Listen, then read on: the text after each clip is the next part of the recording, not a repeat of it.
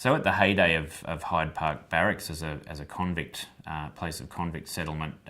in the 1830s and 1840s, Sydney had grown to be a town of around 30,000 people packed into the Tank Stream Valley, and it was a very bustling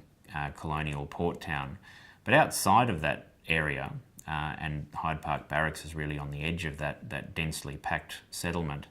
we're really getting into countryside that Europeans weren't particularly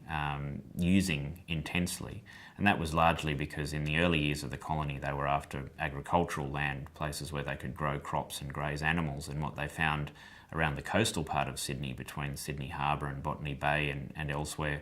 was rocky country, was swamps, was sand dunes, and this wasn't areas that they wanted to intensely use. So while we find that there's about 30,000 people in the centre of Sydney in the 1840s, there's only about 1,000 people living all across the rest of the coastal part of Sydney, out to Bondi, right down to Kurnell and southern Sydney and out along the Georges River. And we know that there was about 50 to 100 Aboriginal people living in that landscape at that time.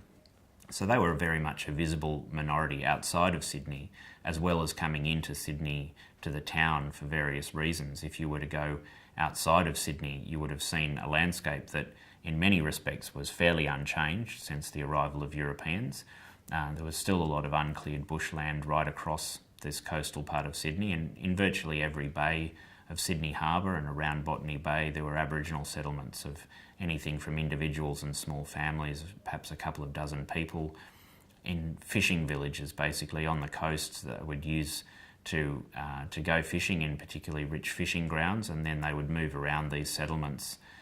to visit family and then also to come into Sydney. So this was very much the world that Aboriginal people were living in around coastal Sydney at the peak of the use of the Hyde Park Barracks, and Hyde Park Barracks was really sitting on that kind of line between really densely settled urban Sydney and much less used outer area hinterland that was full of swamps and sand dunes and rocky outcrops.